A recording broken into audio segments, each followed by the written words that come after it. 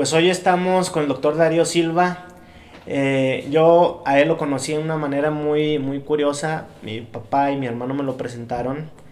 Y tengo el honor de tener aquí en este podcast al doctor Darío Silva. ¿Cómo está, doctor? Un placer tenerlo aquí con nosotros. Igual. Y gracias por atender la llamada y aceptar la invitación. Para mí es un honor tenerlo aquí.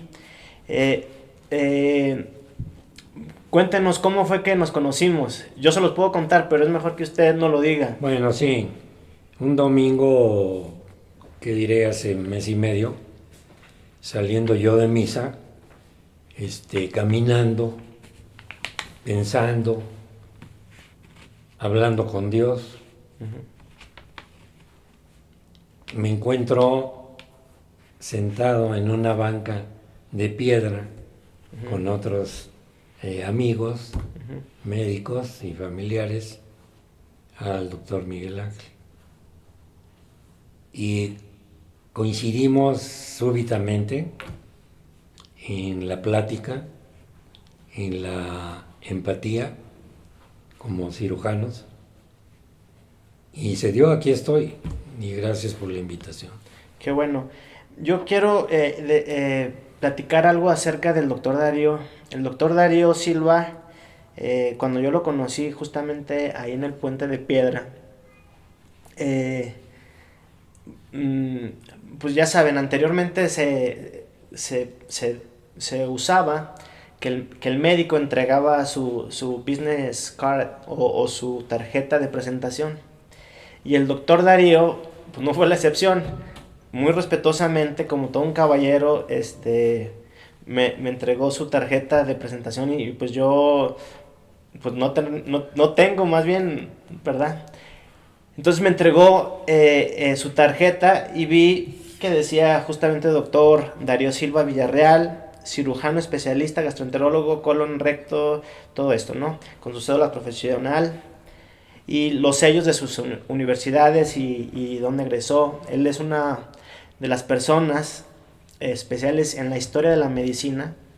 ¿Por qué? Porque él fue parte de la primera generación de médicos, o más bien de la primera generación de cirujanos generales egresados de la historia de México. Entonces para mí es un honor tenerlo aquí, precisamente porque usted es parte de la historia y a mí me honra tenerlo aquí. Entonces yo estaba viendo la tarjeta de presentación, yo estaba saliendo de una cirugía, me dolían las piernas, me dolían las rodillas, me dolía la espalda, me quería acostarme, quería sentarme, cerrar los ojos y descansarlos. Y me encuentro con la tarjeta del doctor Darío Silva. Y ya, pues esto de ver los sellos y cédulas y todo y demás, pues es muy normal y no me impresionó. Me impresionó y me avergonzó. me avergonzó la parte de atrás que dice urgencias las 24 horas todos los días. Y viene el teléfono personal del doctor Darío. Entonces, yo queriendo tirar la toalla y viene alguien. ¿De qué edad tiene, doctor? 82 años. 82 años. O sea, llega alguien de 82 años. ¿Tiene cirugía de cadera? Sí, derecha. ¿Tiene cirugía de rodilla? Sí, ligamentos. De ligamentos. O sea, yo me estaba quejando del dolor. Fractura de tobillo. Yo me estaba quejando de mi dolor, doctor, ese día que lo conocí. Entonces me encuentro con esta tarjeta que dice urgencias las 24 horas. Y a mí lo que me dice es de que la persona que está enfrente de mí es una persona con vocación.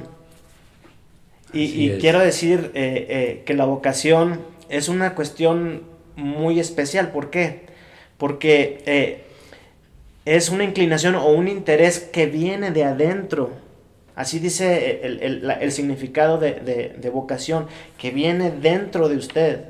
Entonces, lo que usted está haciendo con su labor como médico ya está fuera luego a veces hasta del interés económico.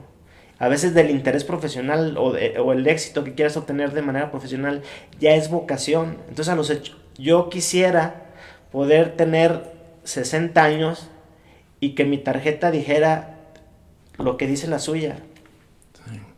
Sí, urgencia a las 24 horas todos los días. O sea, eso es de un guerrero. Entonces usted, para mí, aparte de respetarlo por jerárquicamente está usted arriba de mí, lo respeto por este detalle, ¿sí? Y por eso fue que si yo tenía algo a disposición suya, yo abrí las puertas para que lo que usted necesitara, lo poquito que tengo, ponerlo a su disposición. Entonces, muchas gracias por ese día. Ese día usted me lo hizo y me dio una bofetada con guante blanco, con la bata blanca que dice, mire, ahí dice doctor Darío Silva Villarreal, UNAM. Entonces, me dijo, pues, me dijo y no me dijo, ponte abusado, póngase a jalar, porque realmente pues para eso estudiamos, ¿no? Claro. Estudiamos todos estos años de preparación como para rajarte tan rápido exactamente, y tirarlo nada más así. Entonces esa fue una gran enseñanza que usted me dejó. Entonces el doctor Darío Silva pertenece a la Sociedad Mexicana de Historia y Filosofía de la Medicina. ¿Qué nos puede decir acerca de eso, doctor? Bueno, este es un gran acierto de la UNAM, donde grandes maestros que todavía viven y están ubicados en lo que fue el Palacio de la Santa Inquisición en la Ciudad de México. Uh-huh. Allí está convocado y la biblioteca y toda la historia y filosofía, no solamente mexicana, sino mundial. Es una cosa fantástica. Y quisiera agregar algo de lo que acabas de comentar. Sí. A lo que nos pasó de encontrarlos, yo le llamo los caminos de Dios. Uh-huh. Por alguna razón nos ubica y nos pone enfrente, ¿sí? Y hablando de vocación, la vocación es un don divino, muy respetable. Somos elegidos para tener vida, para ser médicos y trascender. Y el resultado de todo esto es ser positivo, hablar con la verdad dentro de nuestra vocación y estar siempre dispuestos a ayudar y a resolver problemas de salud pública. Sí, pues sabemos que existen diferentes enfermedades, pero me gustaría, hay diferentes cuestiones de las que podemos hablar, pero me gustaría que nos hablara cómo usted decidió ser cirujano. Ok. Tuve la fortuna, la suerte de que mi padre, Darío Crispín Silva Muñoz, fue cirujano. O sea, ¿sí? Fue de los primeros cirujanos no de los aquí. Primeros, no, en la Ciudad de México. Ok. Sí, él trabajó años en el Hospital Juárez. ¿Y sabe más o menos en qué rango estuvo él trabajando? En ese entonces, te hablo de 1930 y tantos, 40 y tantos, era una época en que los médicos mexicanos todavía eran médicos generales y cirujanos generales. Uh-huh. ¿Sí? Que le entraban a todo, ¿no? Sí, a todo, uh-huh. A todo.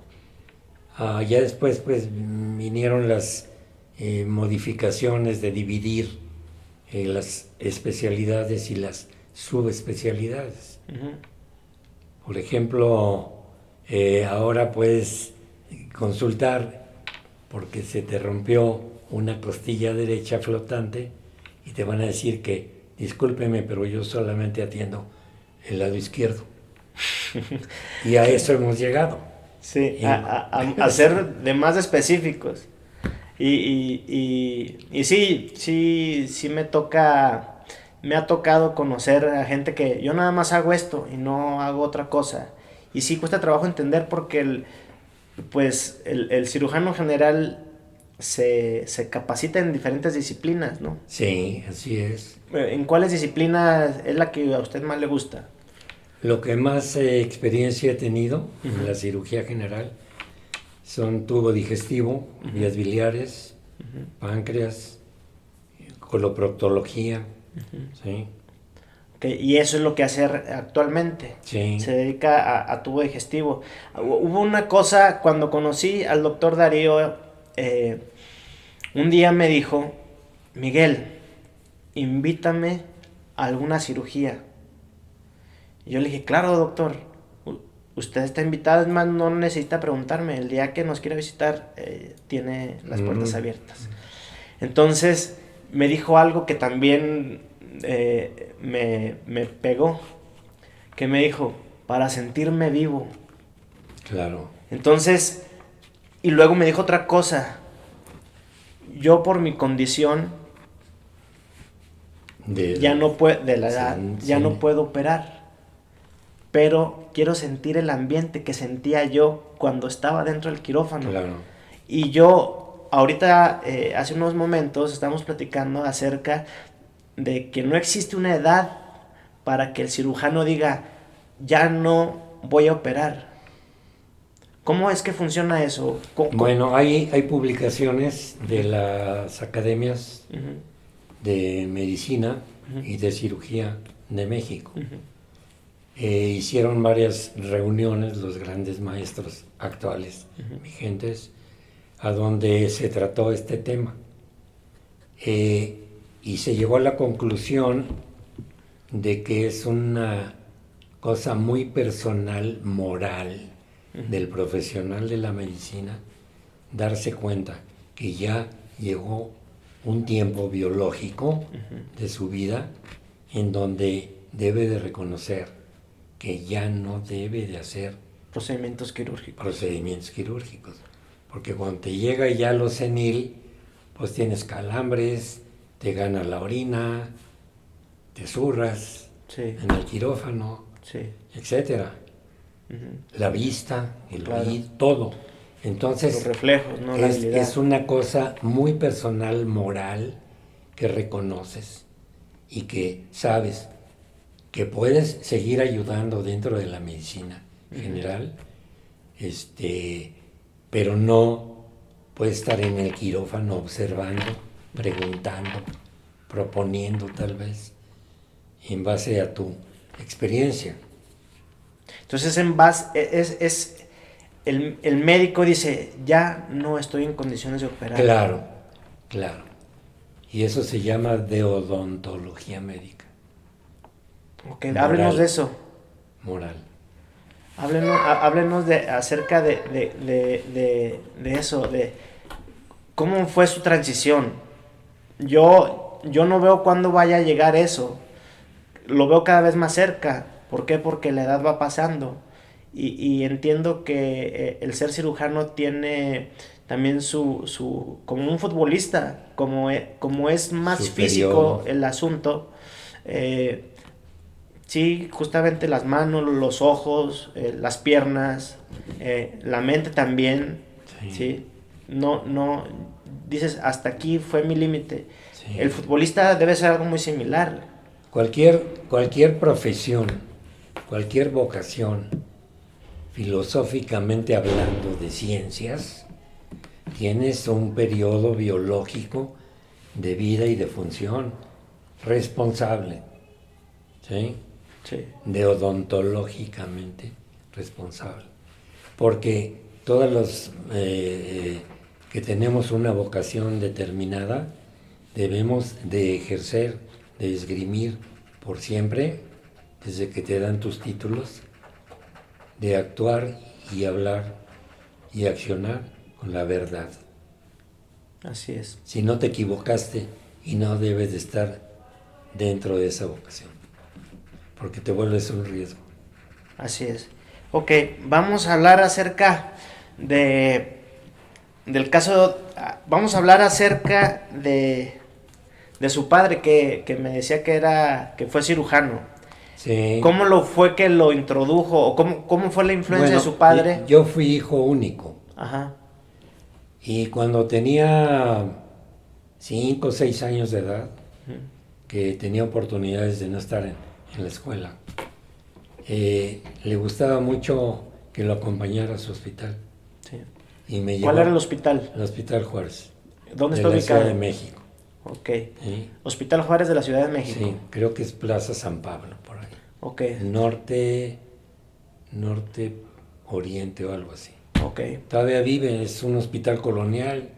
Los Eh, terremotos no le han hecho nada. No sé, el del 85, 86, no. Nada, todo lo demás se acabó. Pero eso, si lo visitas ahorita, ahí sigue. Y O sea, y la decoración es colonial. toda, sí. Cúpulas y todo, está hermosísimo. Cuando tenía yo unos 15 años, Ajá. estaba en la secundaria, seguía acompañando a mi padre al hospital. Ya usaba mi bata más a todo dar, mis ¿Usted? zapatos blancos, sí. Pero me dice que su papá le hizo una bata a su medida, ¿no? De niño, de muy pequeño. ¿Qué edad ya tenía? 6 años tal vez. Le hizo una batita de 6 años. Sí, sí. Una batita blanca Porque él se sentía muy orgulloso. de su profesión. Seguramente uno de nuestros hijos, cuando están pequeños, quisiéramos que tuvieran ese don divino de haber sido señalado para ser médico. Porque qué interesante eso. somos los personajes más cercanos a estas cosas de las divinidades, ¿sí? Porque estamos destinados siempre a quitar el dolor, ayudar, educar. Y ya cuando llegamos a estas edades como la mía, te desvives por echar afuera todo lo que la vida te dio en educación y en profesión. ¿Cuántos libros ha escrito? No, fíjate que no estoy en proceso de uno. Estás escribiendo uno Sí, y son las experiencias. porque sí, es un libro atípico, Ujú. no es un libro clásico, típico. Ok. Porque hubiera tenido que escribir sobre una especialidad y Sí. no me llena. Entonces es un libro muy ambicioso. Y empiezo con lo que he aprendido de experiencia, de vivencias, de sufrimientos, de dolor, de desgaste, que es parte de nuestra vida como cirujanos y médicos. Porque sufrimos con las gentes que tenemos enfrente. Entonces, decidí hacer algo atípico, Ok. ambicioso, que habla de estos dones divinos de la vocación, que habla de, por ejemplo, a quién se le ocurrió hacer la primer célula, no la de membrana, núcleo y protoplasma, ¿no? La célula de ahorita, con una genética Diferente a la muy importante. ¿Quién pudo haber hecho eso? Sí. Entonces la vida y tus vivencias nos van ubicando en la existencia de un Dios. No hay de otra. Fíjese que. Para no entrar, permíteme, Sí. en conflictos, Ajá. todas las religiones, todas las filosofías religiosas, Ajá. pues deberían de ponerse de acuerdo y finalmente vamos a llegar a lo mismo, a un solo Dios todopoderoso. Fíjese que hace el episodio pasado invitamos a otro cirujano que nos visitó de Tijuana. Él igual empezamos a hablar de diferentes cosas y siempre aterrizamos en una cuestión divina. Y eso es muy interesante, que el médico tenga eso en mente, que nosotros somos un instrumento solamente, no somos... No somos el Dios. Exactamente, somos un instrumento, nada más. Exacto. Pero inteligentemente dotado para poder ayudar en beneficio de los demás. Fíjate que el logo de la Escuela de Medicina de México, de la UNAM, Ajá. dice Alice Vivere, y eso significa estamos para servir y ayudar. Sí. Y el que ejerce eso, donde estudió, y viviera tranquilo. Así es. Entonces, hace rato nos contaba que su papá lo llevó al Hospital Juárez. Sí. Y le hizo su batita y sus zapatitos Sí. blancos. ¿Qué edad tenía en ese entonces? 6 años.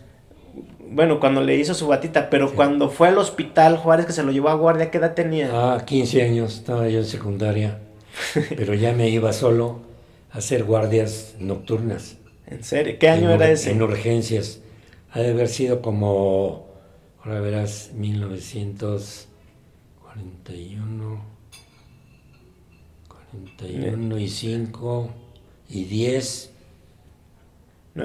Como en el 15 56. Sí. En el 56. Sí, antes de entrar al bachillerato. En ese entonces no existía el Sistema Nacional de Residencias. Ahorita, No. Sí, ahorita ya es otra cosa. Antes, pues sí, justamente se pasaban los conocimientos de maestro a alumno, y estaba el alumno pegado al maestro durante los hospitales, y más bien durante las guardias. Y, por ejemplo, si a la persona le interesaba la cirugía, se iba con el que hacía cirugías, ¿no? Si le interesaba, no sé, lo de medicina interna, se iba con el que manejaba cuestiones de pulmón, corazón, etcétera. Sí, más o menos en las épocas de los 50, precisamente los alumnos de medicina en los Hospital General, Hospital Juárez, cardiología, todo eso, ya los alumnos empezaban a pensar en una especialidad. Y más o menos por esas épocas fue que empezaron a despegar las especialidades. Y actualmente la subespecialidad, la hipersubespecialidad, etcétera, etcétera. Es como cuando partes un pastel. ¿Sí? Hiper extra archiespecialidad. Sí, sí, hay, sí me ha pasado ver publicidad de diferentes médicos que yo hago esto y así y nada más. Sí. Porque soy archi extra. El Dios. Que está padre, sí, eso, que está padre estudiar y prepararse y todo eso, ¿no? Pero ahorita lo que dice usted es muy, muy cierto, que el médico, algunos como usted, y por eso lo admiro, son sencillos y admite que lo que hace uno es nada más ser un conducto, un instrumento de un ser supremo, claro, que claro. para nosotros es Dios, pero para otros, ellos piensan que son Dios. Esa es una que no realidad. creen en nadie más que en ellos. Exactamente. Eso es arrogancia. Y la mayoría de mucho médico, bueno, yo al menos no conozco a uno que diga, estoy muy tonto, no sé, voy a estudiar más, no tengo habilidad quirúrgica, claro. No tengo tal vez buenos resultados, todos son una excelencia. O te vuelves iatrogénico porque eres facilitador por ignorancia y falta de capacidad y de experiencia en producir enfermedades que tu paciente que te fue a ver no tenía. Sí. Y es producto de la mala práctica. Sí, así es. Oiga, entonces lo mandaron a usted se iba de 15 años a hacer guardia, se metió al hospital, a usted no le importaba y se metió al hospital. Algo abrupto, una madrugada, tocaban en el portón de ahí de la Plaza de San Pablo, por donde estaba el ingreso de urgencias, y abrí, portones coloniales, ¿no? Sí. Me abrí y estaba una mujer joven, colapsada, blanca, sí, con un charco de sangre. En la puerta de urgencias. Sí. Ajá. No sé por qué a mí me tocó escuchar recibirla. Que estaban tocando y recibirla. Ajá. Porque había internos sí. en las habitaciones de descanso de los internos. ¿Ahí qué edad tenía usted? 15 años. ¿Y luego? Y entonces, pues pedí ayuda, ¿no? Ajá. Y al revisarla ahí en la camilla, luego, yo jamás hubiera pensado que existía eso. El útero de esa mujer estaba hacia afuera, Ajá. vertido, ¿sí? Un prolapso uterino, como sí, pero le llamamos en iatrogénico, por maniobras abortivas. Ah, o sea, la señora Sí, quién sabe a dónde iría, con quién iría, gente del pueblo. Fue a buscar un aborto. Un aborto. Y entonces ajá. en las maniobras que le han de haber hecho, pues el útero se lo sacaron entre las piernas. Se vació y ahí murió en ese momento. Cayó en choque, se sangró. Yo tenía 15 años. ¿Y cómo fue eso? ¿Qué sintió? Y a veces, pues no me alarmó porque yo ya había hecho guardias en la sala 5, donde había puros criminales, borrachos y todo eso. Sí. Y llegaban todos navajeados y sangrando. Y entonces ya a los 15 años ya tenía usted experiencia de ver sangre. Sí. Ok. Sí. Entonces, nunca me hizo daño. Entonces a usted lo aventaban allá en la sala 5 de 15 años a suturar. Sí, a suturar todas esas gentes. Te contaba hace rato que al principio pues me alarmó. Yo le dije a la enfermera que estaba asistiendo ahí que me diera una jeringa con novocaína para anestesiarlo y no tuviera dolor. Sí. Dijo, no, doctor, hombre, está tan borracho que no va a sentir. Tú sutúrale ya. Y entonces eran las agujas que portábamos con seda. Sí. ¿Sí? Ah, sí, y que la armaban, ¿no? Sí, la armaban. Sí. La armabas tú. Había segmentos de seda cortados ya para sacarlo y ponerlo. Ensartarlo. Ensartarlo. Ahorita ya la sutura ya viene con su aguja. Y es una chulada, ¿no? Pásame un dermalón, 5 ceros. Sí. Entonces, usted al borracho lo suturaba. A muchos. No, y aparte también las carencias que había en el sector salud, me imagino que no daban como para... La ignorancia y no había dinero. Sí. Y ya que no había eso y me cansaba, no paraba, me iba a la siguiente sala, que era la sala de autopsias. Ajá. Entonces ahí aprendí a hacer autopsias, teniendo 16 años. No, hombre...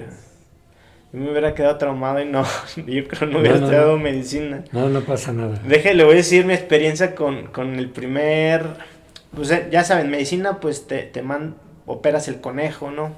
El chango, el ratón. Sí, lo que el animalito que estuve en mi escuela, en el último piso de la Escuela de Medicina allá en CEU, en cirugía experimental, hice mucho tiempo. Sí, entonces... Mi primer contacto fue en tercer año de medicina. Déjeme le platico rapidito. Me mandaron a rotar y estaba en la materia de ginecología y obstetricia. Entonces me mandaron al hospital universitario de mi universidad, de la Facultad de Medicina donde estaba estudiando. Y luego me dicen, pues póngase el uniforme, el gorrito, ya sabe, las botas, etcétera. Brinca al área gris y pasa el quirófano. Y me dijo la ginecóloga que estaba ahí, quédate en la esquina y no te muevas. No, pues yo obedecí, yo me fui a la esquina y paradito y aguantar. Y aguantar. Y en segundos, por no decir minutos, pues es que realmente fue súper rápido. Los ginecólogos entraron, sacaron al bebé. Producto. Y yo cuando veo que sale el niño de la persona que estaba... No, fue cesárea. Estaba el paciente en la mesa de quirófano y sale el niñito. Para mí fue muy... trauma.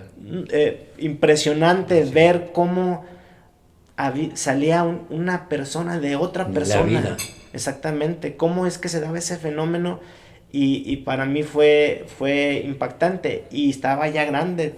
Y luego cuando sacaron el placenta. Sí, peor. Ya ni te diste cuenta. No, ya esa parte ya ni me di cuenta. Yo estaba en 17 años, entré a medicina, 18, andaba sobre los 19, 20 años. Cuando entré de muy chico, a los 17 años. Entonces, no, pues imagínense que pues casi era un adolescente que andaba suturando. Sí. Por eso me imagino que al momento de que usted empezó ya como cirujano formal, ya estaba súper curtido, ¿no? Sí, sí. O sea, si hacemos la comparativa, dice que tiene 82 años y a los 15 pues es toda una vida operando. Toda una vida. Sí. Mi servicio social. Me fui contratado por Pemex, una brigada sismológica, a la selva de Campeche. Uh-huh. Pero yo ya llevaba un entrenamiento del preinternado en la raza. Uh-huh. Y tuve unos maestros extraordinarios. Sí. Que no sé por qué, pero les caía muy bien mi forma de ser y de estudiar. Y le daban oportunidad. Entonces llego a Palizada, Campeche, uh-huh. una población de 900 habitantes. Uh-huh. Y encargado de la Brigada Sismológica 7 de Pemex. Y me tocaba atender a lo que les llaman los cosacos. ¿Qué son esos? Son indígenas que andan abriendo brecha en la selva. ¿Para hacer caminos? Sí, pero lo extraordinario, me tocó ver gentes descalzas o con guaraches, uh-huh. entrarle a la selva con el machete y no les pasaba nada. Decía, no pues. Pero me empezaron a llegar mordidos de víboras, o animales sí, salvajes. Tarántulas, cosas así. Les llaman shobos. Al mes tuve mucho trabajo. Uh-huh.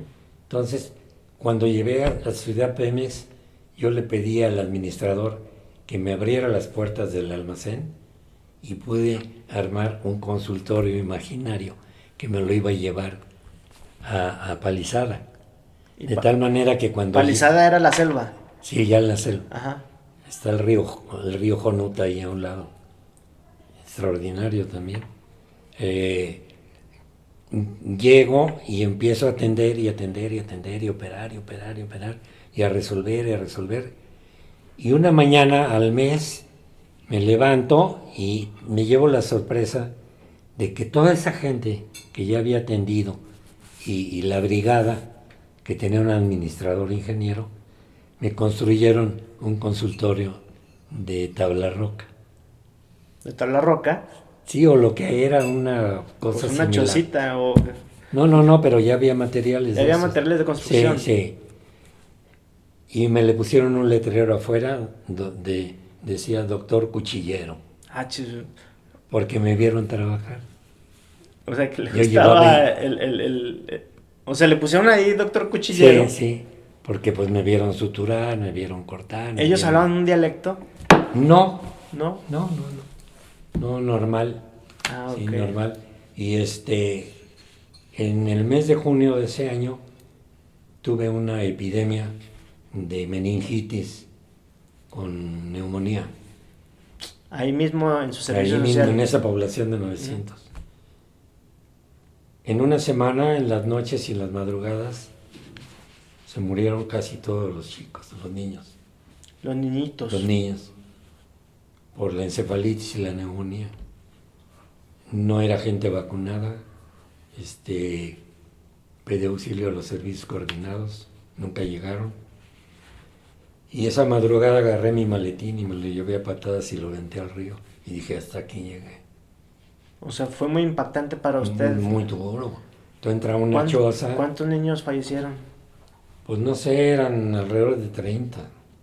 Niñitos, chiquitos. Sí, pequeños. Entras a una choza uh-huh. o a una casa modesta de techo de palma y todo eso. Y tienes que decir, sus hijos están muertos. Sí, madre. ¿Y de qué te sirve el maletín? Y te sientes muy mal. Impotente. Dice, pues yo debí haber estudiado mejor para otra cosa, ¿no? Pero no estás preparado para eso. Para las malas noticias. Sí, entonces mi tesis se habla mucho de esas cosas. Sí, pero ya me fui casado con 2 hijos. ¿Para allá? Para allá. Pues ya no había manera de rajarse, ya tenía que trabajar a fuerzas. Mi mujer no me dejó irme solo. Pues bien hecho, porque luego los mandan solos. Y tuve que mandar a mis hijos con ella en avioneta. Sí. Porque esas aterrizan y llegan a la orilla del río. Sí. y despegan y las llantas de la avioneta de 4 plazas se hunden en el lodo porque allá sí llueve. Sí, pues sí. Pero en serio. Sí. Por eso es selva, ¿no? Oiga, ¿y cuál fue la reacción? O sea, ¿cómo usted logró superar ese problema? Más bien, esa cuestión emocional Mi mujer. de ver a 30 niñitos morir en una noche, todo así de golpe y porrazo. Mi mujer. Su mujer lo ayudó a salir adelante. Me dijo, tú me dijiste que querías ser cirujano. Y así me la puse. Y aquí estoy, maestro. Ay, caray. No, pues son historias que luego uno como médico no sabe que existen. Pues no, porque no, tienes que vivirlas. Sí, alguien lo tiene que contar. Sí. Y alguien, de algún médico, yo creo que todos los médicos tenemos historias Todos. infinitas para contar. Todos. Y esa fue una catástrofe, me imagino, para la población. Sí, claro. Yo en ese sentido les dije a mis compañeros de generación que según ellos se pusieron listos y no fueron a ningún lado. Ajá. Se quedaron al Distrito Federal. Sí. Pues para no sufrir, pero no tenía la menor idea, ¿no? Sí. Entonces se perdieron de vivencias extraordinarias. Cada médico tiene su vida, sus historias, sus vivencias, pero si sigo aquí es porque todavía tengo salud y quiero seguir ayudando. Sí. Y no quiero quedarme infartado en mi casa. Tengo que hacerlo trabajando y ayudando. Ya. Yo estoy grabando. O sea, no quiere morir. Encerrado no. Quiere morir en batalla, Sí, señor. como los vikingos. Yo le decía a mis maestros de cirugía ahí en La Raza, y a ancianos, Sí. maestro, ¿qué hace aquí? Así jorobaditos, ¿no? Y operando. Sí. Cánceres biliares y cosas de esas. Sí. Usted ya debería estar en su casa. Y me dijo, mira, Darío, cállate. Cuando tengas mi edad, me vas a entender. Y nunca se me ha olvidado. Y mira, se me paran los pelos. Siempre que hablo de estas cosas. No, pues imagínese. No, fíjese qué bendición que nos está platicando todo esto, porque eso me fortalece a mí. O sea, no crea, pues de primera intención, luego no se sabe tanto a fondo, ¿no? Las veces que nos vemos nos saludamos, pero no nos sentamos realmente a platicar de estos detalles. Hay que hacerlo más seguido. Y esto es súper enriquecedor para mí y para cualquier médico que nos vaya a ver. Mí. Tú sabes, ahora que me diste la oportunidad de verte trabajar, estaba yo feliz.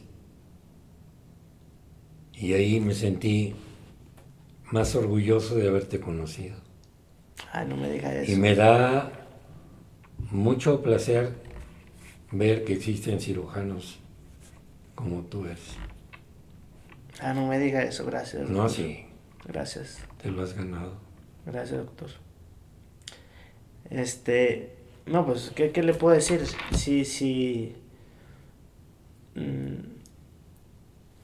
Ahorita estaba hablando de la celotipia y que Sí. usted, un maestro fundador de una escuela de medicina que tiene toda esa historia, que me diga eso, pues le agradezco muchísimo. Y que regresé a mi escuela en México, en CEU, ya como profesor de tiempo completo, de básicas, de cirugía experimental y de educación quirúrgica. Cuando yo regreso a mi escuela... O sea que yo no le pude haber echado mentiras de lo que estuve haciendo. Usted vio... No, tu equipo todo ordenado, todas las instalaciones ordenadas. Qué bueno. Y le doy gracias a Dios de que me hizo caminar ese domingo después de estar con él en misa y de haberlos conocido a ti y a tu familia. Gracias, doctor Darío. Ay, caray, mire, ya me están sudando las manos. Oiga,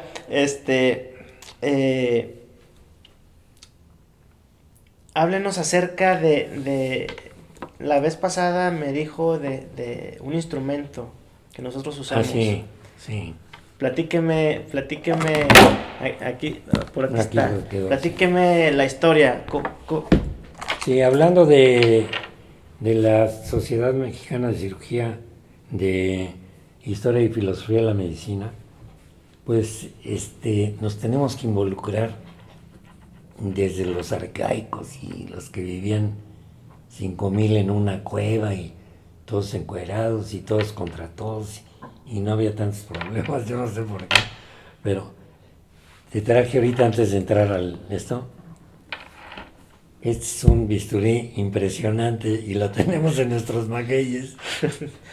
O sea, esto lo usaban para abrir. En algún momento se usó, ¿no? En proctología o en cualquier absceso y estás en la cueva. A ver.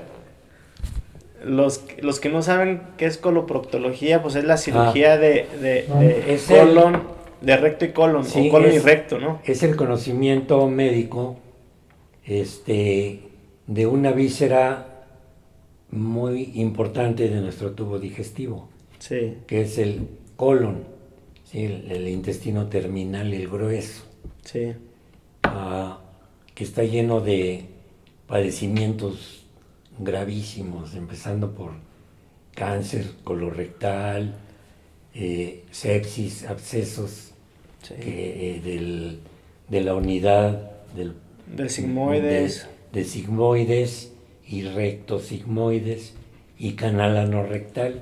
sí, la enfermedad diverticular, enfermedad colopatía diverticular, complicada, sangrados, 1000 cosas, ¿no?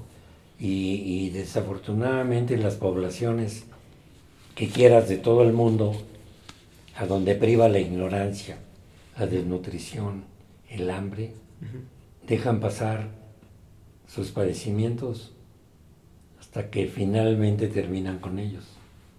Sí. Y en eso estamos muy atrasados. Son los que Dios nos dio la oportunidad del don de ser y de cultivarnos y de estudiar y de llegar anciano. Por eso nuestros antepasados, todos los ancianos, alrededor de una fogata, los sentaban, los llenaban de plumas y cosas así. Sí. Los seniles somos los expertos. Sí, los del conocimiento. Claro. Y ahora ya a los 55 años te mandan a bola. Pero no me voy a meter en esos problemas. En esos problemas sindicales. Sí, lo importante es nunca perder ese don que Dios nos dio y seguir ayudando y seguir resolviendo. Sí. Por ahí hay una teoría y todos nosotros sabemos que siempre bueno, si quieres vamos a regresar a volver este a tema, lo del bisturí. sí, a volver lo del bisturí. Aquí tienes algo. Esto es inglés. Ajá. Cuando la industria del acero y de la instrumentación médica, quirúrgica, ajá, estaba en su apogeo. Te hablo del 1900 para adelante. Porque antes del 1900, ajá, en la costa porfiriana, los que tenían recursos sí, terminaban su carrera de medicina en la Escuela Antigua de Medicina y se iban a Europa. Entonces ahí aprendieron lo último y lo trajeron a México en el 910. Y este fue uno de ellos. No, este es más adelante. Este vino más adelante, ¿verdad? Pero sí. Es la misma tecnología. Sí, sí, con dibujos diferentes. Sí, pero es un bisturí es un mango de bisturí. Se compone un bisturí, se compone del mango, sí, y una hojita. Sí. A este mango de bisturí le entra la hoja 11 y la 15. Sí. Hojas finas, cortas. Y justamente son las que nosotros usamos. Ok. Por eso al verte trabajar me surgió la idea, la corazonada, el deseo Tengo yo muchos instrumentos de mi padre, Ujú. muchos libros en alemán, en francés, Sí. una biblioteca que él me dejó, fantástica. Me surgió el deseo, al verte trabajar, de pensar en este mango de bisturí y dije que no podría estar en mejores manos que las tuyas. No. Y es tuyo. Gracias, doctor.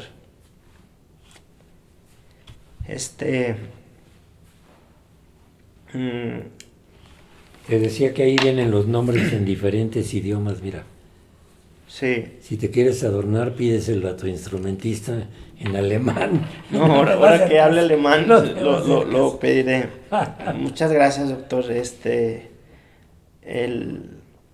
Yo sé lo que significa. Esto fue de su padre. Sí, trabajó muchos años. Imagínese la historia que tiene este bisturí, este mango de bisturí. Tengo Muchas en gracias. mi casa, en mi oficina, mi consultorio ahí, Ujú. su esterilizador, ¿sí? De pie, se levantaba una hojita así, una canastita, y ahí metían su instrumental después de haberlo lavado. Eléctrico, a ebullición, y preparaban sus equipos quirúrgicos y se hacía mucha cirugía en los consultorios. Sí. Miren, de esto, si ven, hay infinidad de bisturís. Hay infinidad de Material quirúrgico. de material De quirúrgico. todo. Entonces, aquí viene todo, infinidad de material quirúrgico que conocemos. Y que sigue vigente. Sí, que se sigue usando y se seguirá usando. Va a existir tecnología, pero esto se va a seguir usando. Por eso digo que hay cosas del pasado Sí. que llegaron para quedarse y no han sido superadas por la ciencia, la tecnología y la mercadotecnia del 23. Del 2023. Yeah. Me toca mucho esto, doctor Darío. Le voy a decir por qué.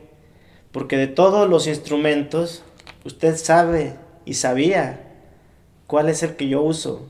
O sea, Sí. ¿y cuál usamos para este tipo de cirugía, las cirugías que yo realizo? Mira, aquí en mi estetoscopio traigo una Hudson. Esta la hicieron en Pittsburgh. Si esta es una arteria, Sí. y tienes Ese es un estos. bulldog, ¿no? A ver. Sí, A ver. Sí, este es un bulldogcito. aquí viene ya. A ver, déjame. Yo tengo otro de este, te lo voy a No, guárdelo para usted. Mire, con esto yo estoy más que contento. Si me permite, lo voy a poner en en un lugar especial ahí en mi Sí, consultorio. haz lo que quieras con él. Muchas gracias. La verdad que no es un mango de bisturí, es algo especial para usted Y para ti. y que haga este gesto para mí, Sí. pues me honra. Muchas gracias, doctor Yo te Darío. vi trabajar y hacer las cosas que haces tan importantes, tan intensas, que me aprecio de tener un R44 como tú. Una R40. Gracias, doctor. Ay, qué caray. No, pues muchas gracias por el cumplido y por el regalo. Oye, doctor, nos contó por ahí una historia en los hospitales siempre existe por la gente que nos ve, si no lo sabe, siempre existe Celotipia. No. El rollo de que se aparece la enfermera. En Ok, todos los hospitales cosas siempre raras. se anda apareciendo una enfermera. Sí. Ahí Sí. con usted no fue la Cuando excepción. yo tenía 15 años Sí. y me iba a hacer mis guardias al Hospital Juárez, de donde descansábamos, las famosas residencias. Ajá. Pero ahí era un trombo plaquetario de internos y residentes, porque Pues había todos se poquitos pegaban ahí. colchones y Todos se tenías aglutinaban. sí, y tenías que pegarte a la pared Sí. para no tener dificultades. Sí. ¿Sí? Entonces, todos sabemos que en la residencia existe la mipera y existe la residencia. Y ahí todos... Sí, para nosotros ya nos tocaron pisos de residentes. Sí, sí. Ahí era otra cosa. Bueno, entonces, en una de esas guardias, a mí me gusta, algún día lo debes de conocer, lo que sigue siendo, creo, el aula magna, era la capilla principal, es enorme. Allí se hicieron congresos internacionales de cirugía mexicana. No he vuelto a ver en ningún lado otros iguales, por el entorno. ¿Sí? Se llenaban los corredores así, de empresas de instrumental médico. Y si te asomabas y preguntabas, te la regalaban. No, ahora ya no regalan nada. Hombre, hoy regalan dulcecitos. Si la vio 5 minutos y es tanto, ¿no? No, eran unas épocas que, gracias a Dios y a mi padre, me tocaron vivir. Y el instrumental es súper caro. Ahorita te lo venden, es súper caro el instrumental quirúrgico. Claro. Yo tengo bastantes cosas que en su momento y cuando se pueda, te las quiero mostrar.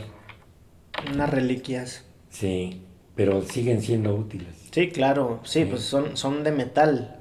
Sí, de acero quirúrgico. Acero, sí. Acero inoxidable quirúrgico. Ok, grado quirúrgico. Entonces, en una de esas caminatas nocturnas, o de 4 de la mañana, 6 de la mañana. Andaba caminando por el hospital. Sí, sí, porque me fascina todo eso. Sí. Todo lo que son piedras, me encantan. ¿El hospital era de piedra o cómo? Sí, estructura de pura piedra. ¿O cantera?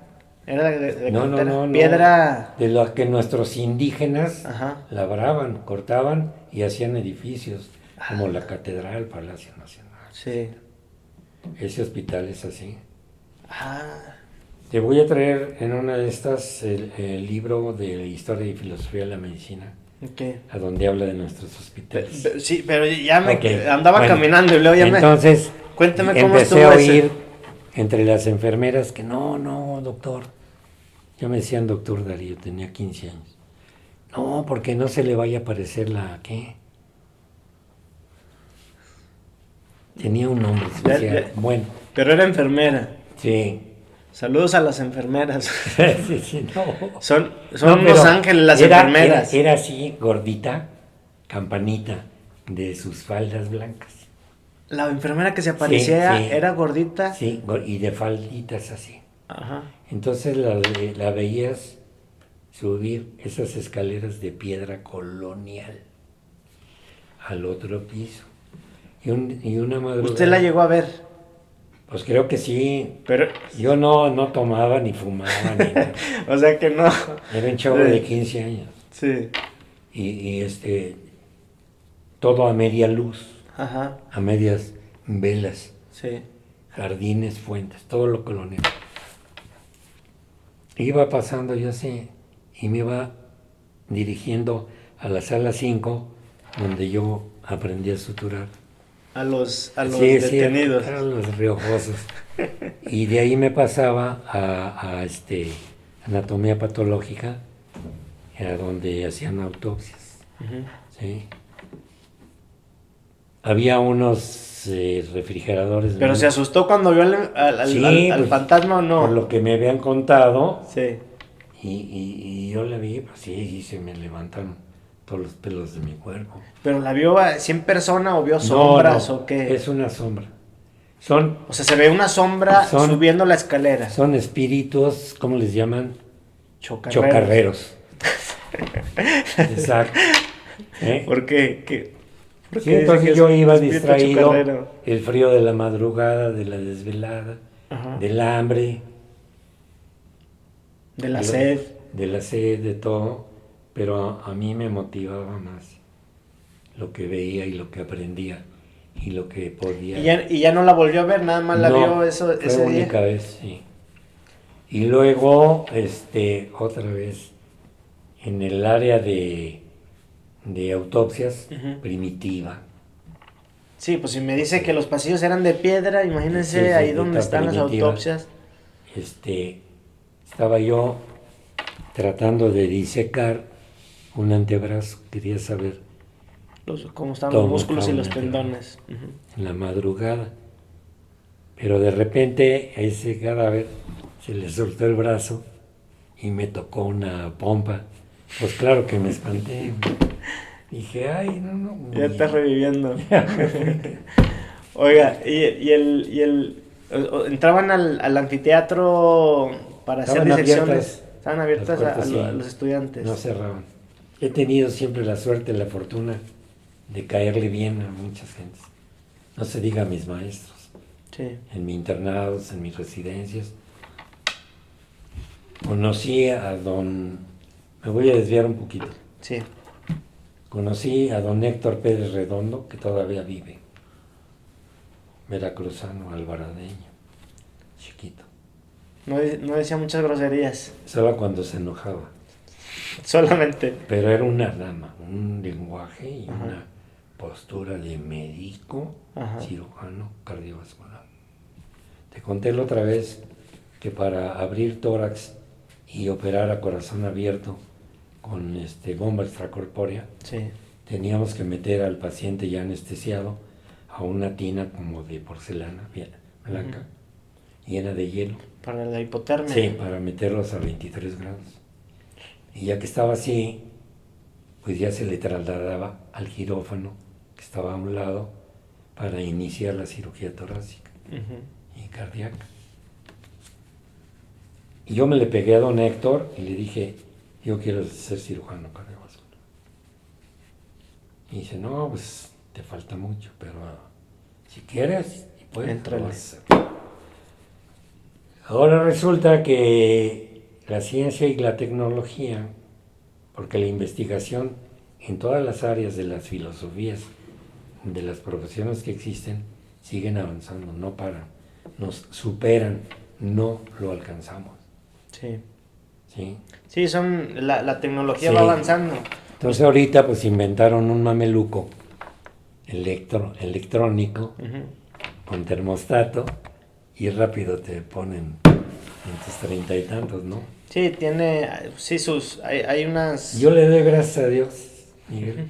que me ha dado vida y me ha permitido hablar de todo esto que viví y que sigo viviendo. Yo, por ejemplo, a mí me tocó un par de veces entrar a cirugía de corazón abierto. Se conoce como rebas o revascularización aortocoronaria. Y, y Con sí, mamarias, ¿no? sí, de la mamaria. Tomaban la mamaria interna y con eso Y usaban raspaban. sí, para hacer la esternotomía. No, Sí, no. ¿o qué? Usaban las mamarias, fueron de los primeros avances de todo esto. Usaban las mamarias Sí. para despulir y hacer sangrar pericardio, miocardio y parte retroesternal y meter ahí, fíjate nomás, tengo unos libros fabulosos, ¿eh? ¿Qué metían? Las mamarias, pensando que iba a haber revascularización miocárdica. Entonces la morbilidad y la No, mortalidad, muy alta.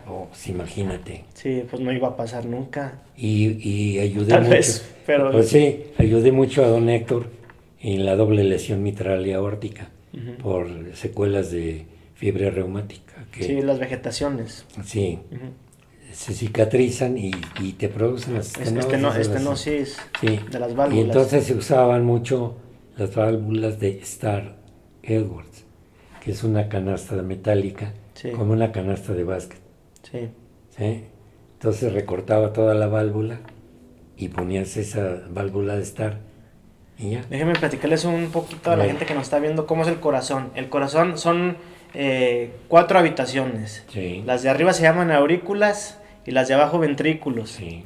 Entonces la circulación cardíaca tiene su trayecto. Empieza con la aurícula derecha, baja al ventrículo izquierdo y así, ¿no? Se va al pulmón, se purifica la sangre, porque la que llega es venosa, es sangre sucia sin oxígeno. Se purifica en el pulmón, regresa al hemicardio izquierdo, y de ahí se va a la aorta y ya se convierte en sangre oxigenada, y es Sí. que eso es lo que le da vida al ser humano, el Pon tu oxígeno. mano aquí, David, por favor, y tú también. Todo eso que estás hablando Sí, llega a esto. Aquí estoy vaciando el dedo de sangre. Y si lo suelto, se llena. Porque tu ventrículo izquierdo te está mandando nutrición. sí. Esto se llama llenado capilar. Capilar. Exactamente. El destino final de la aorta ascendente o del corazón izquierdo es el capilar. Exacto. Ese es el destino final. Y hay un plexo donde se junta la sangre, el último destino, que es el capilar, se junta con lo venoso. Con lo venoso. Esa le dicen Arteriovenoso. sí, plexo arteriovenoso. Es una red muy pequeña. Los capilares son vasitos muy pequeños, diminutos, y pues muchas veces no los vemos. Entonces, ahorita pues ya nos dio una plática rapidita de anatomía. La anatomía es una maravilla, y los libros que me mostró la otra vez de anatomía, pues también muy valiosos. A mí hay un libro que me apasiona y me gusta mucho, y es donde yo aprendí la anatomía. Es Netter. Se llama Atlas de Netter. Exacto. El Atlas, o sea, donde vienen las imágenes. Sí. Ese para mí es uno de los mejores libros de anatomía, porque la anatomía se ve, la anatomía se toca, no se lee. Por ejemplo, el libro de Moore, que es mucho, se usa mucho como libro de texto de anatomía, es leer, y al final no es así la anatomía. La anatomía es ver y tocar. Uno de los avances que ha habido, entre comillas, son la producción de cuerpos humanos, de materiales plásticos y todo eso. De cera. Sí, y es donde las generaciones actuales, no sé dónde, pero es frecuente, practican. Sí. Y no es lo mismo practicar con seres humanos. No. Por eso, en México y en Latinoamérica somos pioneros no pioneros, pero sí somos, nos respetan a nivel mundial, porque tenemos la práctica y tenemos el acceso a pacientes, y eso por el sector salud. Por ejemplo, el hacer tu residencia en el IMSS, en Salubridad, en cualquier hospital de concentración, eso te da una experiencia bárbara, porque realmente estás en directo con pacientes vivos. Claro. Sí. Mira, ¿qué hubiera dado yo por tener eso? Por empezar a estudiar ahorita medicina y tener esta tecnología. No, ahorita hay infinidad de cosas. Hay infinidad de o tener más vida y seguir metiéndome en cosas vigentes. Sí. Pero con la experiencia que uno tiene. Sí. Ahorita hay infinidad de cosas, ¿no? Ni se imagina. Y luego ahora con la entrada de la inteligencia artificial es otro mundo. Entonces, con sus pros y contras, ¿no? Sí. Como todo. Pero ya es otra cosa. Y sí, te ayuda mucho a avanzar en conocimientos. Aprendes más rápido porque ya te dan las cosas más desmenuzadas, más digeridas. En el 61, que estaba en primera medicina, era el de moda, el Testíllaco o el de Quirós Cuarón. Sí, el Quirós también. 3 tomos. Y lo teníamos que estudiar, leer. Y aprendértelo. Todo el año. Sí, aprendértelo. El primer día que entramos al aula y en CEU, dice don Leonardo Silva Espinosa, que fue mi maestro de anatomía, él era otorrino, nos dijo, bueno, me pasa lista y dice Darío Silva, dice, no somos parientes, me dijo. ¿Y si eran parientes? No, no. Dice, así que tu papá sí es mi amigo, porque eran compañeros de hospital. Pero no creas que por el Silva la vas a tener fácil. Ya se las cantó desde el principio. Sí. Y dice, bueno, éramos 140 en el aula. Sí. Y dice, para mañana de la página 1 a la 224. La quieres memoria.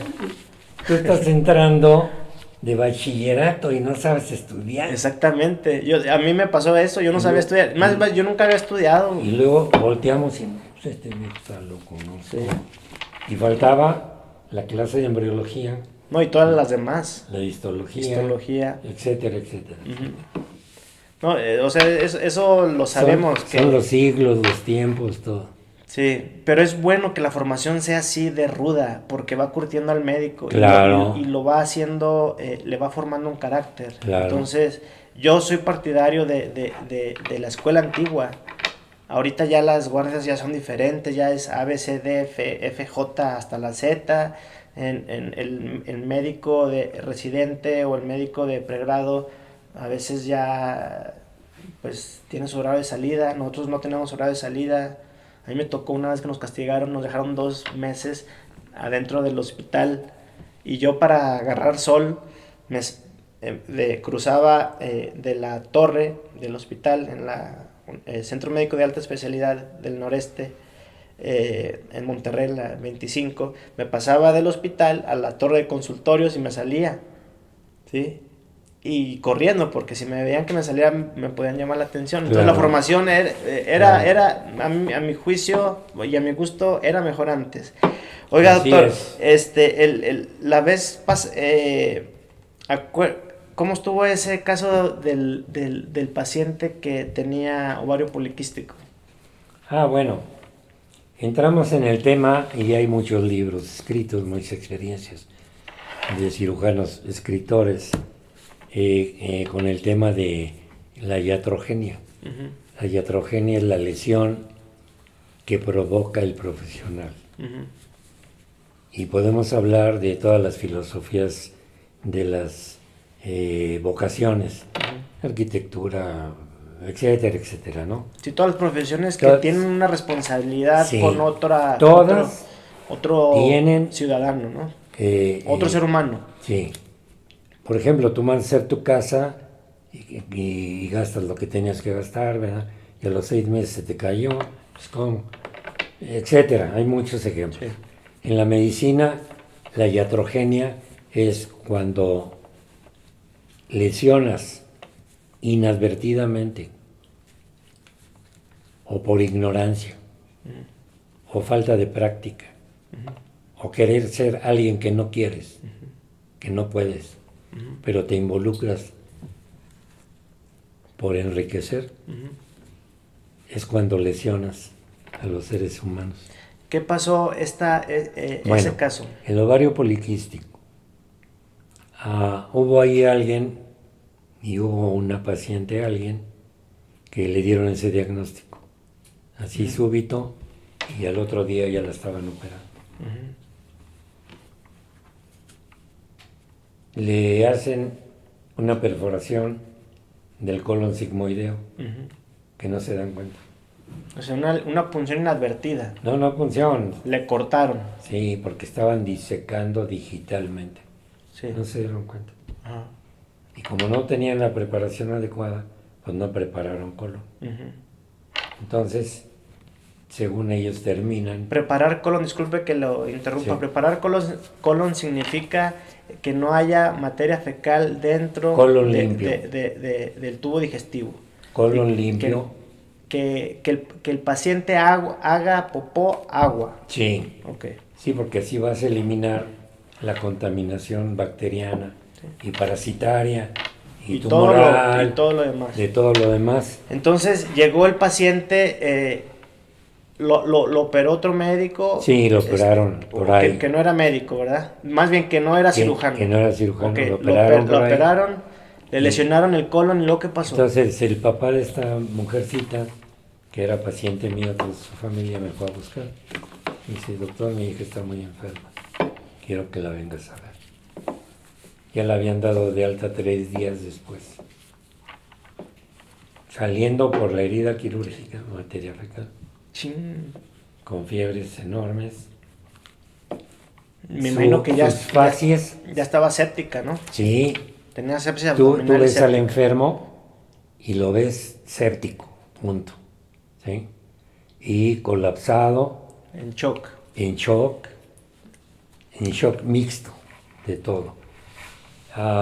Y le digo yo, no, oiga, don José, pero pues su hija está Grave. muy grave, estaba yo en su casa. No, doctor, que por el dinero no pague. No es eso. Estoy diciendo que está premortem. ¿Qué quieres que le haga? Pues a ver qué hace, que no sé qué. Digo, a ver, fírmame aquí, responsiva. Sí. Si te digo yo, en 1 mes o 2 meses, que tengo que estarla reabriendo y reoperando. Para hacer lavados. Lavado quirúrgico. Quitar necrobiosis intestinal, peritoneal, y tú ahí con la aorta y la cava y las ilíacas. Sí. Si no estás preparado, Sí, se vuelve un ¿cómo infierno haces eso. esas cosas, no? Ujú. Bueno, ahí tengo el expediente, te lo voy a enseñar. La señora está viva, después de muchos años, con sus hijos que están envejeciendo con ella, sus nietecitos, nietecitas, y son las cosas que a uno, sin haberlas provocado, Sí. tienes la obligación de ayudar. actuar Así es. hasta donde sea posible. Y así es ovario, y así es vesícula biliar, y así es todo. Les voy a decir a la gente que nos está escuchando de qué se trata eso de sepsis abdominal. Sí, La sepsis abdominal puede ser por diferentes razones. Debe de ser por una bacteria que está dentro de la cavidad abdominal que está ocasionando lo que en primera instancia se convierte en peritonitis. Y posteriormente se hace una sepsis abdominal.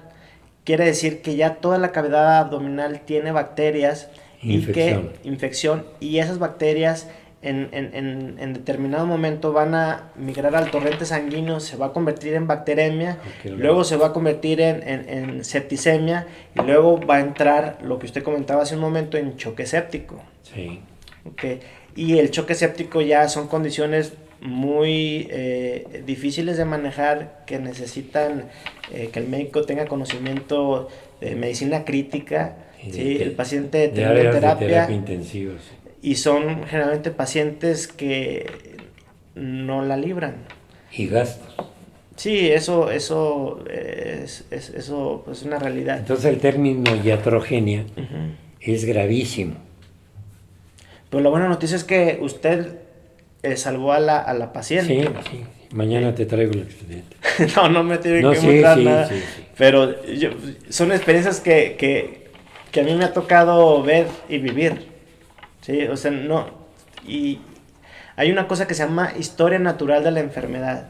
Sí. Esa historia natural de la enfermedad la tenemos que aprender, porque todos los padecimientos tienen una historia natural. Sí. Y si yo a la persona que tengo enfrente me cuenta cómo fue la evolución, yo sé inmediatamente que me está contando la historia natural de esa enfermedad. Entonces, sí, por claro. Eso yo no tengo que ver el expediente, sé perfectamente cuál fue la evolución.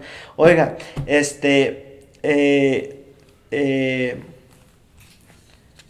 por eso el enfermo debe de investigar y saber en manos qué médico se va a tratar. ¿A quién le va a entregar su vida? Sí, claro. Sí, es una cosa muy difícil, que a la hora de elegir a tu médico debes Yo tengo yo tengo estos pasos, igual si les funciona, adelante. El médico debe ser un médico que esté expuesto, que toda la gente lo conozca. Sí.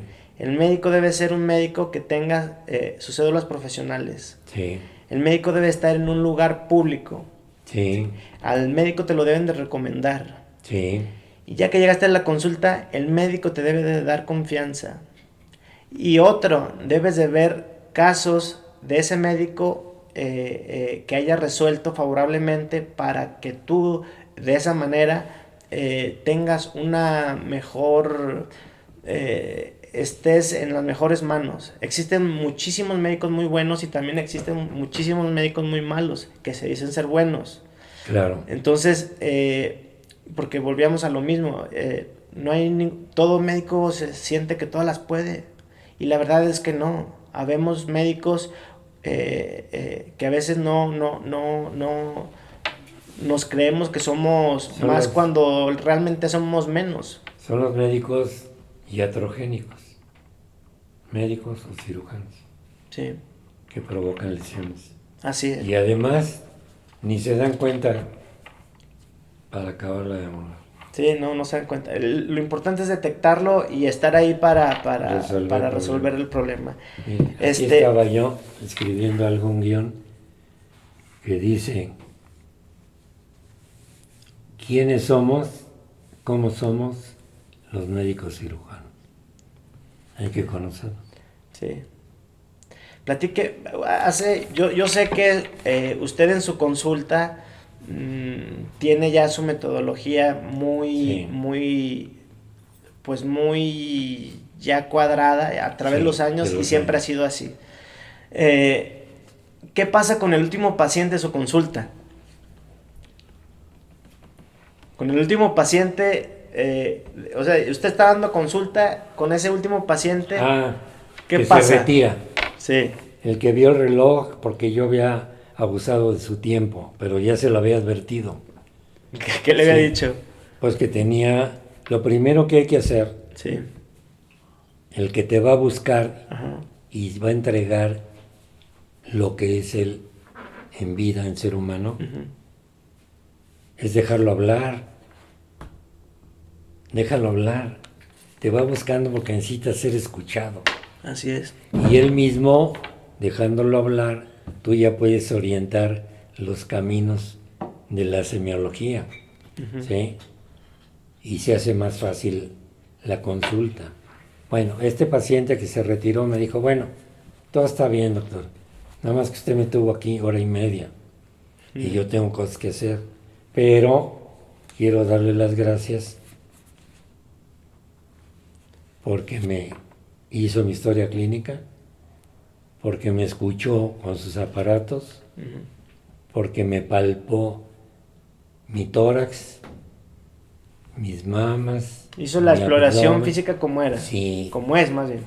Y francamente, los últimos tiempos a donde he ido, nada más me dicen qué te duele y luego me dan una receta y me cobran. O sea, se fue contento, pero también, pues sí, pues 1:30 en consulta no es fácil. No es fácil. No es fácil. Pero una historia clínica bien hecha, mira mis recetas de aquí. Sí. Sí, tiene aquí... Me voy organizando por aparatos y sistemas hasta que hago mi historia clínica. Y hasta que no la tengo bien hecha, no me atrevo a dar una receta. Sí. Pues muchas felicidades. Ya le puse aquí el logo, ya lo viste. Sí. Porque pedí permiso, no las cosas. No, es más, ni tiene que pedir permiso. Están muy bonitas sus recetas y está muy interesante cómo va englobando, cómo va va llevando su metodología en su consulta. Y sabes que también es muy importante. El paciente un poco más listo te dice: ¿y esto qué, doctor? Digo: mira, ya hablamos de tu cerebro, de tu cabeza. El que te acabo que vi ayer, una persona con un herpes acá arriba, terrible, ¿no? De evolución muy rápida. Sí. El área broncopulmonar está de moda, todas las pandemias. Sí. Tú tienes esto y le señalas y le haces un dibujito. Todos los cirujanos nos gusta dibujar mucho. Y todo esto lleva la finalidad de que te permite compartir lo que sabes y tus enseñanzas. Entonces el enfermo se va satisfecho porque le explicaste qué le está pasando. ¿Sí, no? Sí, eso habla de que su práctica médica es una práctica médica integral, que no solamente ve el padecimiento por el que viene el paciente, sino que ve también otros aspectos. Y me han llegado a decir, ya que se van, dice: bueno, Entonces, usted es todólogo, ¿no? Pues fíjate que sí, porque llevo muchos años estudiando. Fíjese,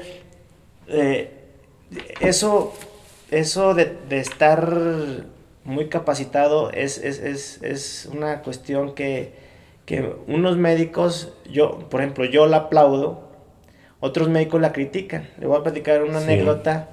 Estábamos en el elevador, yo venía, ya veníamos bajando de la consulta y venía otro médico que es un médico familiar, venía otro médico que es un médico pediatra y venía una paciente con su hijo, así agarrado.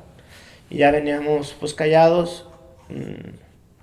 Y la persona, la mujer que venía ahí, le pregunta a mi compañero, el médico familiar: oiga doctor, entonces ¿cuántos mililitros le voy a dar? ¿Cuántos mililitros me había dicho que le iba a dar del jarabe, no? Entonces el médico el pediatra, o sea, súper metiche y mala vibra y mala onda y todo muy feo. No tenía que hablar. Exactamente. Le dice a la señora: él no es pediatra. Entonces, pues yo vi al médico, lo vi con ojos de que, pues si necesita pacientes, pues diga y pues le buscamos unos. Claro. Ahora, mi compañero médico familiar es un médico especialista que se dedica a ver familia, ¿no? Y entre ellos, ¿qué cree? Hay niños. Claro. Entonces, la celotipia y el celo profesional y la competencia, pues es un tema muy extenso y complejo, porque el médico precisamente somos luego a veces de muy difícil carácter y ya nos centramos en nuestras ideas y no nos movemos. Entonces, eso es muy grave porque yo a esa persona se me antojaría hacerle una evaluación psiquiátrica. sí, no, Antes de seguirlo. no, y darle sí, chance. y sí, yo también lo he visto, lo veo de vez en cuando también en mi práctica médica, lo veo de vez en cuando y yo sé que no está muy normal que digamos. Claro, Entonces, y sigue él dando sus consultas y todo. claro. Así es. Entonces a mí de todo esto lo que me interesa es dejar hablar, hacer la historia. No doy fármacos si no sé qué tiene. Si no sé qué tiene, se lo digo. Sí, Digo, pero tengo compañeros que se dedican a esto. Si me autorizas, podemos hacer una invitación. Sigue estudiando tu situación y ya que tengamos cosas concretas, volvemos a hablar. Pero lo que nos interesa es resolver tu salud, tu estado de salud. así es. Ahorita la paciente que estábamos hablando era la paciente Gracias, man. que padecía, Me viste deshidratado.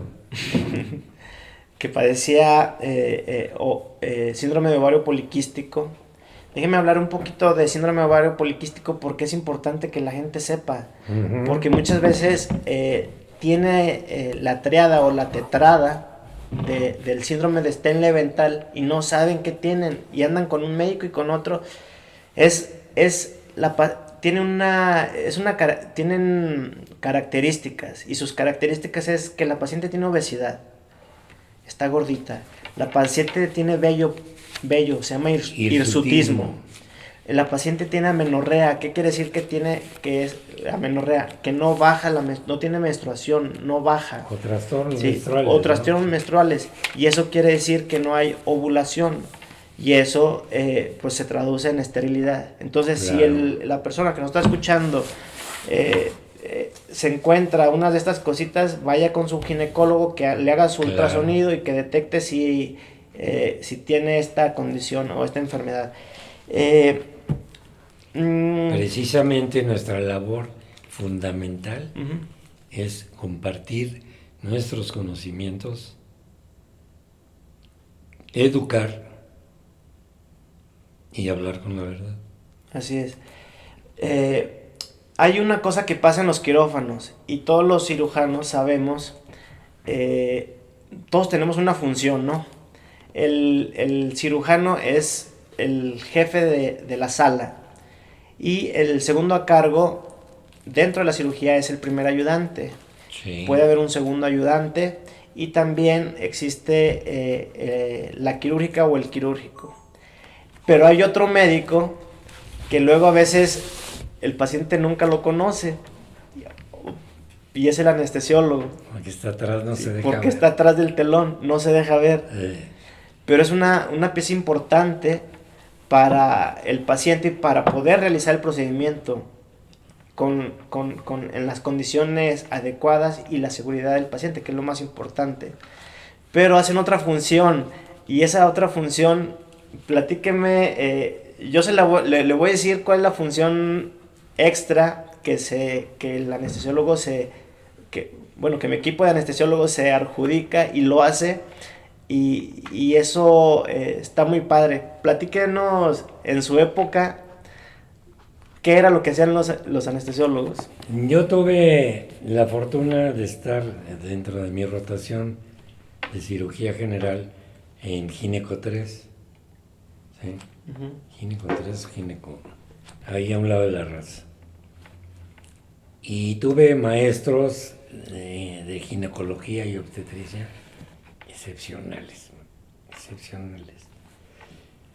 Teníamos en común consultorio privado, allí en la colonia Roma, y operábamos más casos de él como ginecólogo.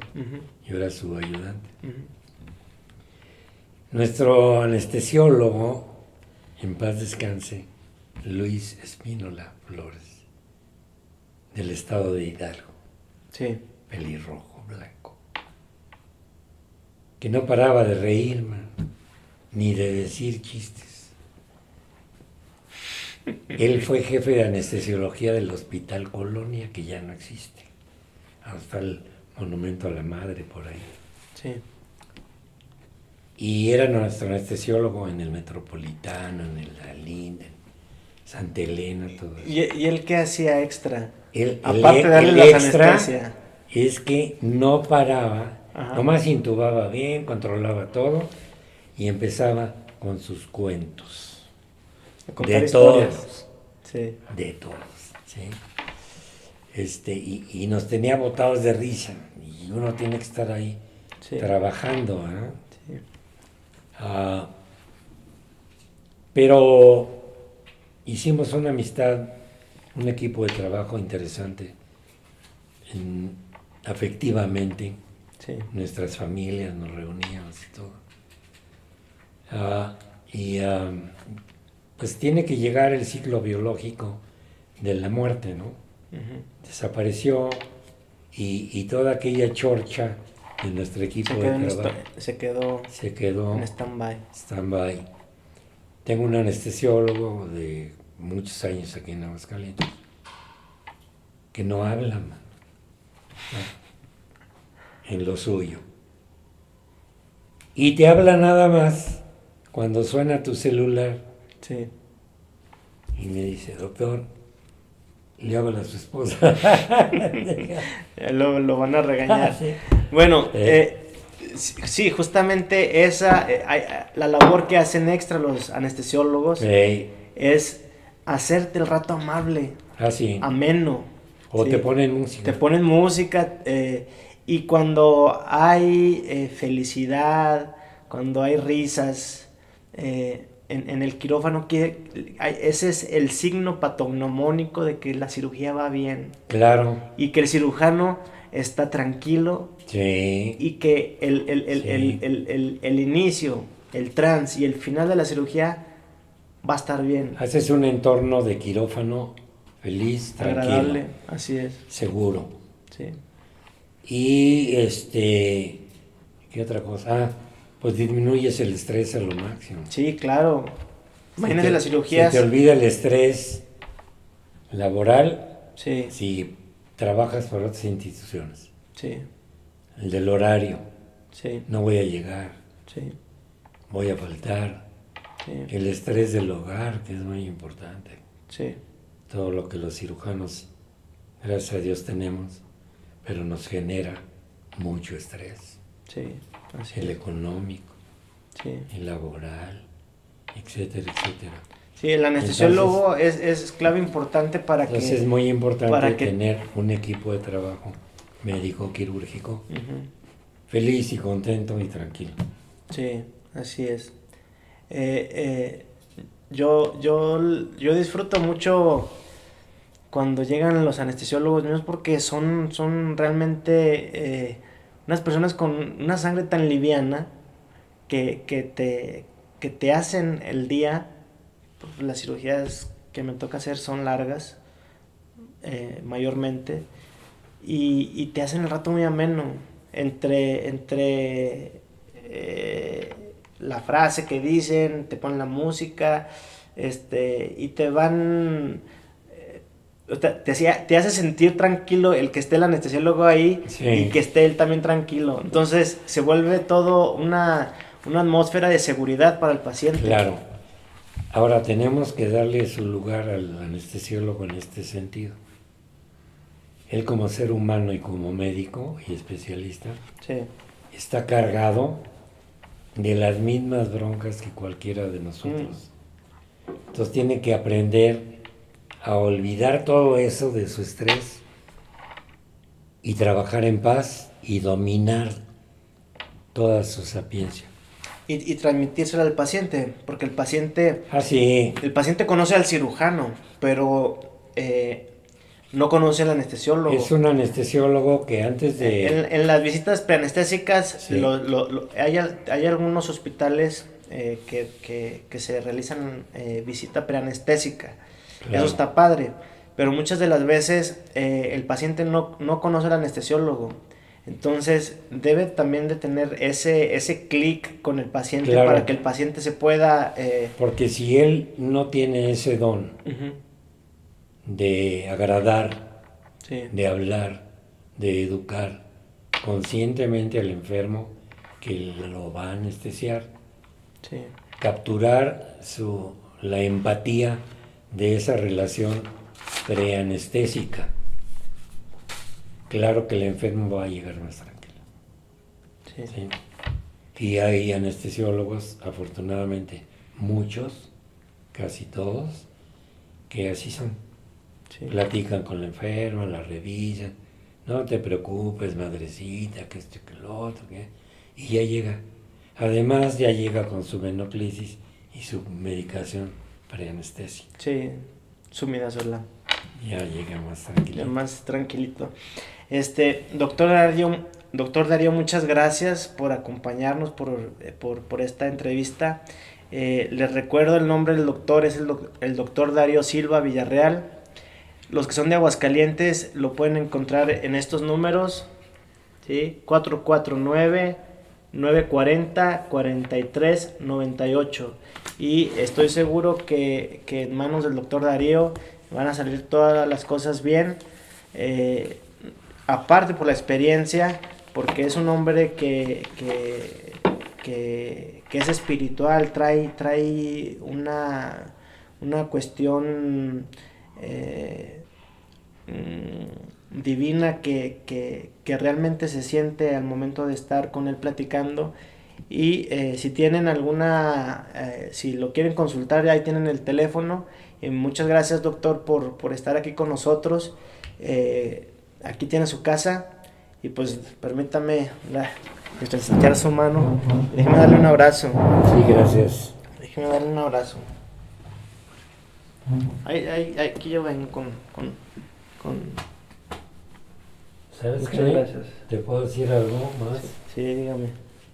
Te veo como mi hijo médico quirúrgico que la vida me dio hasta ahora contigo.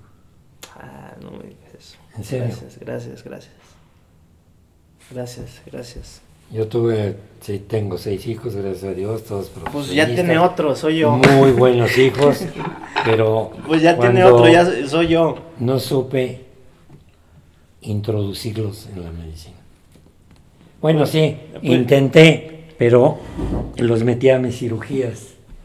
¿Sí? No, pues ya usted ya tiene un hijo nuevo, ese soy yo. Yo lo sé. Sí, entonces Pero sí. con nosotros tienen las puertas abiertas y mi equipo también lo tiene a su disposición, doctor. Muchas Gracias. gracias. Muchas gracias por esta oportunidad de platicar con usted. Le mando un Gracias, Miguel. saludo. Adiós. Te voy a leer algo, está Ah. chiquito, Sí. que está dentro de un tema de mi libro. Es un guión con una temática de compilación muchísima. Y se llama ¿Quiénes somos? ¿Cómo somos? ¿Y quiénes somos los médicos cirujanos?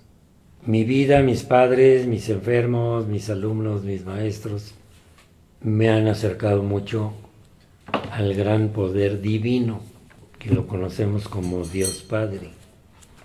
Y para no entrar en conflictos filosóficos de religiones, es muy fácil ayudarnos, darnos la mano, porque todo eso, como estas líneas, van a terminar en un solo Dios. Le pongan el nombre que quieran, pero finalmente llegamos ahí. Y me he preguntado, al estar escribiendo, por ejemplo, ¿quién se le ocurrió hacer el universo? Sé que hay muchos sabios y muchas escuelas y muchas cosas que le dan un intento de proponer quién y cómo se hizo el universo. Para mí el conocerlo y estudiar y ver tuvo que ser alguien muy poderoso, muy divino. ¿Quién hizo la vida? ¿Quién dio la vida? Porque no todos viven al nacer y nosotros aquí estamos. Entonces de alguna manera somos como hijos elegidos, consentidos. ¿Por qué? No sé. Pero aquí estamos. Él fue el que en un acto de donación nos dio la vocación. Y luego le pongo, ya que decido mi vocación, ¿cuál es mi proyecto de vida? El médico cirujano debe fijarse en metas excepcionales, sublimes, racionales, de conciencia ejemplar, paradigmática. De estudios con conocimientos, investigación, adiestramiento y ser virtuoso, como el que toca el cello, el violín, son virtuosos, ¿no? Nosotros, si nos lo proponemos en la cirugía y en la medicina, debemos de ser así, virtuosos. Virtuosos. Lograr con la experiencia y compartir, educar, todo lo que se nos ha dado, tenemos la obligación moral y estar bien con ese Dios, de apoyar y educar y ayudar a todos los que nos rodean, que lo necesitan. Sí. El trato siempre debe ser humano, no puede ser de otra forma. Y lo que decía hace rato, primero es escuchar, ayudar. Tenemos que ser reflexivos, tolerantes con nuestros pacientes enfermos, hoy pomposamente conocidos como fenotipos enfermos. Y hablo con esos términos para que vean que el autor ha estudiado algo de genética, Sí. y sabe de lo que está hablando. Y cuando estás con alumnos, hay que darles lenguaje, que vayan aprendiendo otras cosas diferentes, que sepan escribir. El fenotipo es la suma de dos cosas, la carga genética y el factor ambiental. Esas dos cosas hacen el fenotipo, que es como se expresa la persona mientras vive a través del tiempo. Sí, es individual, es Ajá. el individuo. Así es. ¿Sí? Ahora dicen en X lugares, médicos, doctor, antes decían, doctor, ya llegó su paciente, ya llegó su enfermo, ya llegó el señor Pérez.